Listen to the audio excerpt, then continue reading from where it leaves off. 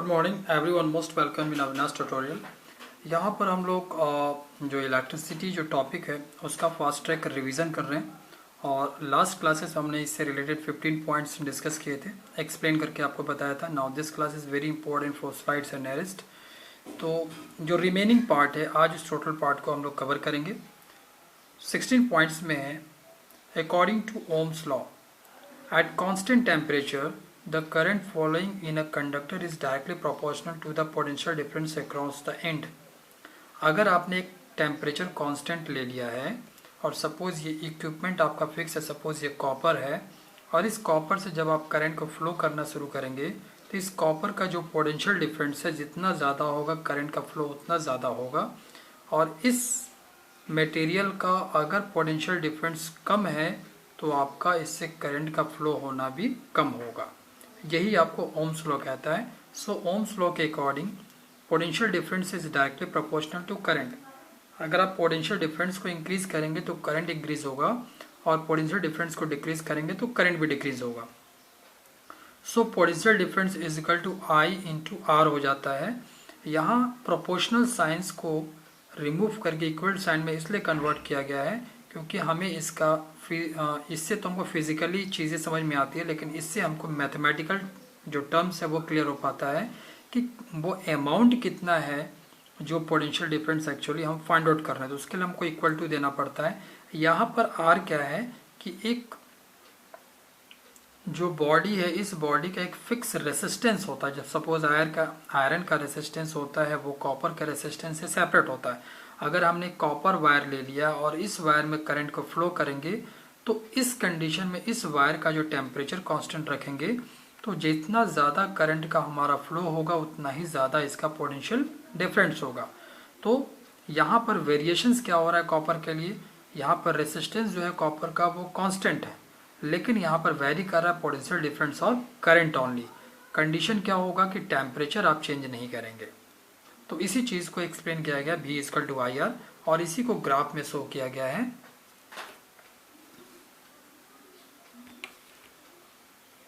अगर हम इस ग्राफ में हैं तो इस ग्राफ में जो एक्स एक्सिस है यहाँ पर हमने करंट फील किया है और इस वाई एक्सिस को पोटेंशियल डिफरेंस दिया है। तो जैसे जैसे करंट इंक्रीज हो रहा है, जैसे जैसे करंट जो है हमारा इस पॉइंट पे करंट पे आ रहे हैं, तो वैसे वैसे इसका पोटेंशियल डिफरेंस का भी ग्राफ ऊपर जा रहा है। तो ये ग्राफ शो कर रहा है कि जैसे जैसे आप करंट इंक्रीज कर रहे हैं पोटेंशियल डिफरेंस भी इंक्रीज हो रहा है। अदरवाइज पोटेंशियल डिफरेंस जैसे जैसे आप इंक्रीज हो रहे हैं उसके अकॉर्डिंग करंट भी इंक्रीज होता जाएगा। सपोज अगर हम यहाँ पर हैं तो यहाँ पर अगर हमें 1 एम्पियर मिल रहा है तो इससे हमको 1 वोल्ट मिलता है, लेकिन एज्यूम करते अगर हम यहाँ पर हैं तो यहाँ पर करंट हमारा इंक्रीज 100% होगा। तो अगर मानते हैं कि ये 2 सेकेंड है तो यहाँ पर पोटेंशियल डिफरेंस भी हमको 2 वोल्ट मिल रहा है।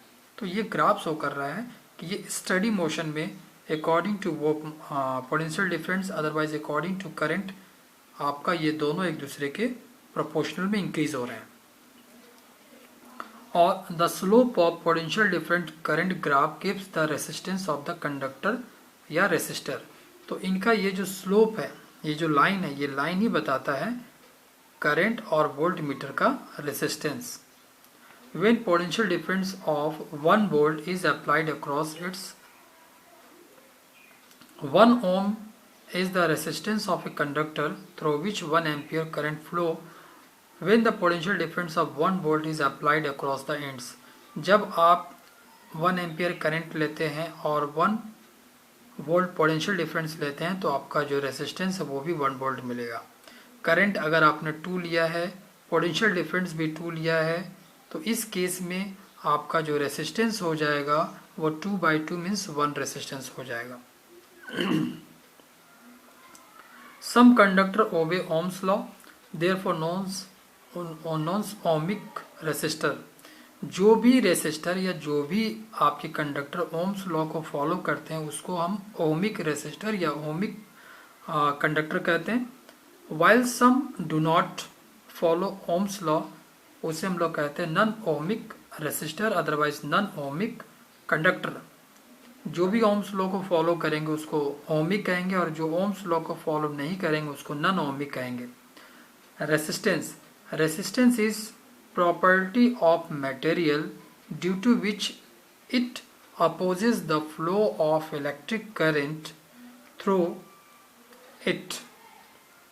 रेसिस्टेंस क्या होता है कि कोई भी ऐसा मटेरियल जिससे कि करंट जो है इजीली फ्लो नहीं कर सकता है, करंट को फ्लो करने नहीं देता, अदरवाइज करंट को वो ब्लॉक करता है, अदरवाइज करंट के लिए वो ऑब्स्टिकल्स का काम करता है, तो उस टाइप के मटेरियल को हम लोग कहते हैं resistance.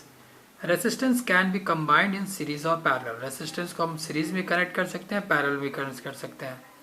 Equivalent resistance of A resistor connected in series. जब भी हम सीरीज में किसी रेसिस्टेंस को ऐड कर रहे हैं तो उसका इक्विवेलेंट रेसिस्टेंस हम कैसे निकालें।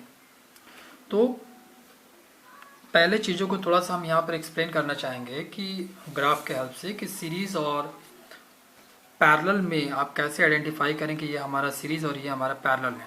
तो पहले हम एग्जांपल देना चाहेंगे सीरीज कॉम्बिनेशन का। तो इस सीरीज कॉम्बिनेशन में आप देख रहे हैं कि जब भी एक करंट आ रहा है और वो सारे रेसिस्टेंस से होता हुआ, सपोज ये आई करंट आ रहा है और सेम आई करंट जो है वो सभी रेसिस्टेंस से आपका फ्लो करते जा रहा है। ये रेसिस्टेंस आपका R1 है, ये R2 है और ये R3 है। अगर सेम करंट सभी रेसिस्टेंस होते हुए जा रहा है तो इसका मतलब given resistance are in series, और सीरीज में जब हमें इक्विवेलेंट रेसिस्टेंस निकालना होता है तो बेसिकली हम इसे ऐड कर देते हैं। अब हम दूसरे चीज़ को समझे कि पैरेलल रेसिस्टेंस क्या होता है। जब भी करंट आ रहा है और करंट को आपने फील किया कि करंट आपका डिवाइड हो गया अलग अलग रेसिस्टेंस के लिए अलग अलग। समझने का सबसे आसान तरीका है कि हम कैसे समझे कि कोई पैरेलल में और कोई सीरीज में। जब भी आई करंट आई, यहाँ करंट आपका डिवाइड हो गया I1, I2 और यहाँ करंट हो गया I3। ये रेसिस्टेंस आपका R1, ये रेसिस्टेंस हो गया R2 और ये रेसिस्टेंस हो गया R3। और अगेन जब इनके होने के बाद करंट जब यहाँ आया तो I में कन्वर्ट हो गया। जब भी आप देखते हैं सर्किट में कि करंट जो है वो डिवाइड हो जाता है अलग अलग इक्विपमेंट के लिए, तो इसका मतलब है कि ये जो रेसिस्टेंस है वो आपके पैरेलल कॉम्बिनेशन में है। और पैरेलल कॉम्बिनेशन में जो इक्विवेलेंट रेसिस्टेंस निकाला जाता है वो इस प्रॉपर्टी से निकाला जाता है 1/R1 plus 1/R2 plus 1/R3। दूसरा तरीका है इसको समझने का कि कौन सा कॉम्बिनेशन पैरेलल है, कौन सा हमारा कॉम्बिनेशन जो है वो सीरीज में है। तो पैरेलल में देखिए कि यहाँ पर R1, R2, R3 तीनों के लिए जो करंट यहाँ से आया था, करंट यहाँ से निकला, तो इनके बीच का जो पोटेंशियल डिफरेंस है तीनों के लिए सेम है। इसका भी पोटेंशियल डिफरेंस V है, इसका भी V है और इसका भी पोटेंशियल डिफरेंस V है। जब सर्किट में पोटेंशियल जो डिफरेंस है रेसिस्टेंस का वो इक्वल होता है, इसका मतलब हम ये समझ लेते हैं कि वो रेसिस्टेंस आपके पैरेलल कॉम्बिनेशन में है। लेकिन यहाँ पर इनके बीच का एक पोटेंशियल डिफरेंस V1 है, इनके बीच का पोटेंशियल डिफरेंस V2 है और इनके बीच का पोटेंशियल डिफरेंस V3 है। जब भी पोटेंशियल डिफरेंस वैरी करता है तो इसका मतलब वो रेसिस्टेंस आपके सीरीज में होते हैं।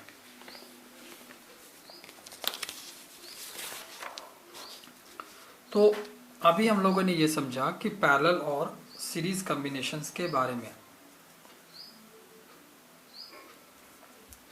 तो equivalent resistance of A resistor connected in parallel, जब पैरेलल में होगा, is equal to the sum of the reciprocal of the individual resistance, that means कि 1/Rp, P means हो गया कि equivalent resistance is equal to 1/R1 plus 1/R2 plus 1/R3 like this। जितने भी resistance वो 1/1 करके हम लोग add कर लेंगे।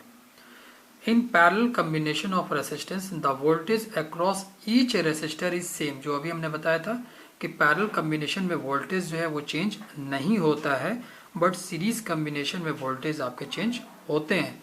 But the current divide since there are a many path for current as the number of resistor. लेकिन parallel combination में जो है वो करंट आपका डिवाइड हो जाता है। फिर अगेन इस चीज को समझाते हैं। सीरीज कॉम्बिनेशन में करंट डिवाइड नहीं होता, पोटेंशियल डिफरेंस डिवाइड हो जाते हैं। पैरेलल कॉम्बिनेशन में करंट डिवाइड हो जाता है, पोटेंशियल डिफरेंस डिवाइड नहीं होते हैं। अगर ये दोनों में से कोई एक ऑप्शन आपको सर्किट में दिख रहा है तो उसके अकॉर्डिंग आप उसका इक्विवेलेंट रेसिस्टेंस निकाल लीजिए। नेक्स्ट आते हैं internal resistance of a cell. कोई एक बैटरी है, उस बैटरी के अंदर भी एक रेसिस्टेंस होता है, एक आउटसाइड का रेसिस्टेंस होता है और उस बैटरी के एक अंदर का रेसिस्टेंस होता है जो चार्ज को फ्लो नहीं करने देता है। So internal resistance of a cell is defined as the resistance offered by electrostate of a cell when electric current is passed through it।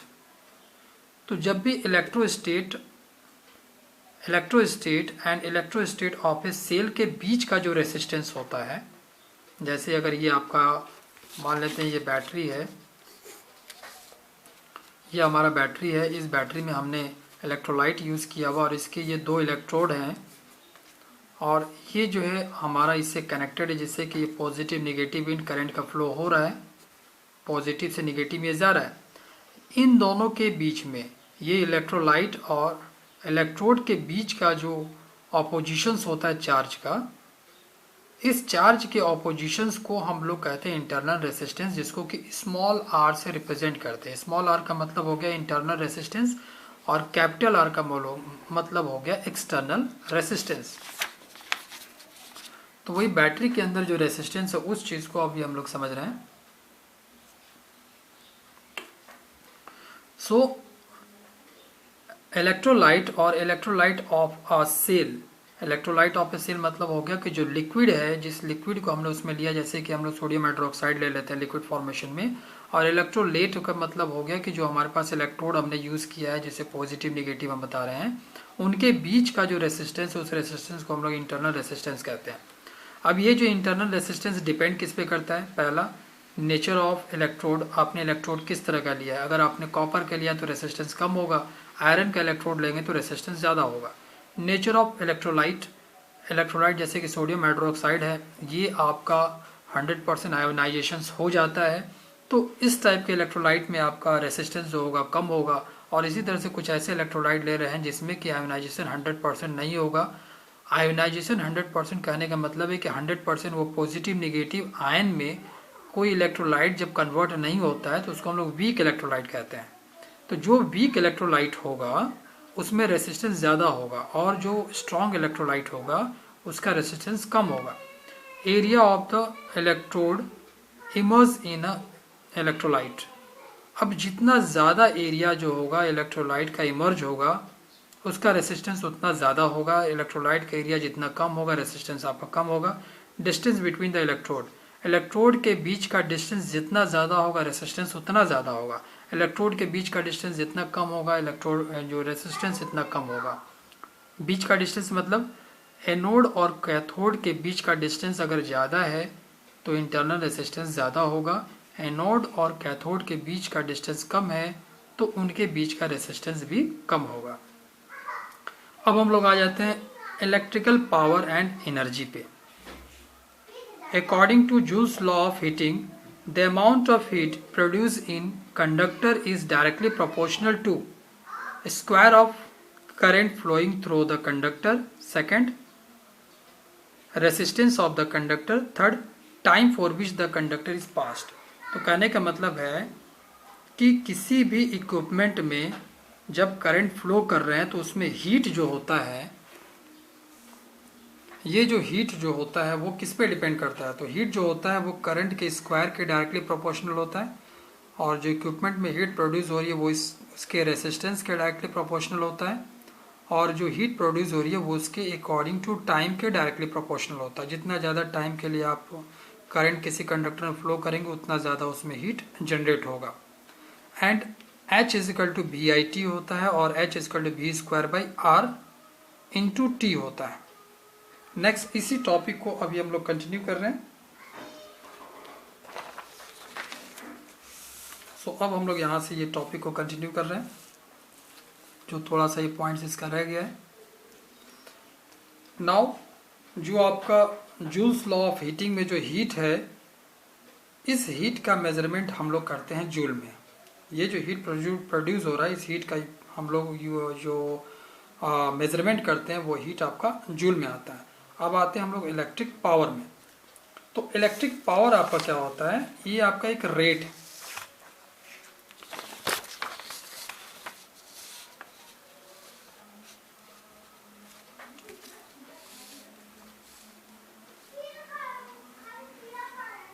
Okay, electric power जो है, electric power is the rate at which work is done in maintaining the current in electric circuit. Electric power क्या है कि electric circuit में current को maintain करता है, और इलेक्ट्रिक पावर होता है rate of change of electric energy. W जो है आपका इलेक्ट्रिक एनर्जी है, वो इलेक्ट्रिक एनर्जी अपॉन टाइम जो होता है आपका इलेक्ट्रिक पावर होता है। और यहाँ पर अगर हम इलेक्ट्रिक एनर्जी का जो दूसरा फॉर्मूला पुटअप करें तो वो फॉर्मूला VI भी हो जाता है। पावर होता है V²/R, पावर होता है I²R। जहाँ पर हम लोग इलेक्ट्रिक पावर जो निकालते हैं इसका यूनिट होता है आपका वाट, अदरवाइज जूल पर सेकंड भी कह सकते हैं। 1 वाट का मतलब ये हो गया कि आप 1 एम्पियर का करंट किसी सर्किट से फ्लो कर रहे हैं और उसका पोटेंशियल डिफरेंस भी आपका 1 वोल्ट है। नेक्स्ट आते हैं electric energy. So electric energy consume in circuit is defined as total work done in maintaining the current in an electric circuit for given time. Electric energy क्या है कि आप जो है किसी सर्किट में कितना वर्क डन कर रहे हैं, किसी करंट को मेंटेन करने के लिए कितने टाइम तक कर रहे हैं, तो उनका जो मल्टीपल होता है वही आपका इलेक्ट्रिक एनर्जी हो जाता है। सो इलेक्ट्रिक एनर्जी जो हम लोग कंज्यूम कर रहे हैं वो होता है total work done to maintain the current in the circuit. किसी सर्किट में कितने टाइम के लिए आपने वो इलेक्ट्रिक एनर्जी कंजप्शन किया, वर्क डन किया हुआ है, उसी का मल्टीपल जो हो जाता है वो इलेक्ट्रिक एनर्जी हो जाता है। सो इलेक्ट्रिक एनर्जी इसका to electric power into time हो जाता है। और अगर इसको हम पावर का फॉर्मूला पुटअप करके सिंप्लीफाई करें तो इलेक्ट्रिक एनर्जी I²RT भी होता है, it is equal to V²T/R भी होता है, और it is equal to VIT भी होता है। तो ये सब सारे फॉर्मूले हैं, न्यूमेरिकल पॉइंट्स ऑफ व्यू से बहुत इंपॉर्टेंस है, जिसको आप लर्न करेंगे। और इलेक्ट्रिक एनर्जी को मेजरमेंट हम लोग जूल में करते हैं, लेकिन कमर्शियल यूनिट मेजरमेंट जैसे 1 unit, 2 unit, 3 unit, 4 unit measurement कर रहे हैं तो वहाँ पर ये मेजरमेंट किलोवाट आवर में हो जाता है। 1 किलोवाट आवर होता है 1000 वाट आवर के बराबर में, और इसी चीज़ को अगर हम जूल में लिखना चाहें तो 3.6 × 10⁶ जूल लिखेंगे। 1 kilowatt hour is the amount of electric energy consume in an electrical circuit when the electrical appliance of power 1 kilowatt works for 1 hour। एक पावर जो है आपने 1 किलोवाट आवर पावर जो किसी सर्किट में यूज किया है और इस पावर को आप 1 आवर के लिए यूज कर रहे हैं, तो इसका मतलब आप जो है 1 किलोवाट आवर का इलेक्ट्रिक एनर्जी कंजप्शन कर रहे हैं। अब हमको टोटल एनर्जी कंजप्शन अगर निकालना हो तो electric power into time upon 1000 से डिवाइड कर लेते हैं तो हमको टोटल एनर्जी मिल जाती है। टोटल पावर, कितना पावर आपने यूज़ किया है, कितने टाइम के लिए किया है, डिवाइडेड बाई 1000 कर लेंगे तो ये किलोवाट आवर में मिल जाएगा, और ये वैल्यू है उस गिवन सर्किट में टोटल एनर्जी का कंजप्शन कितना किया हुआ है। तो हम लोगों ने आज फास्ट ट्रैक रिवीजन में इलेक्ट्रिसिटी से रिलेटेड सारे चीज़ों को कवर किया है। Now it's very important for examinations. हम लोग अगले टॉपिक में जो मैग्नेटिज्म के फास्ट ट्रैक रिवीजन है उसको कवर करेंगे। Thank you.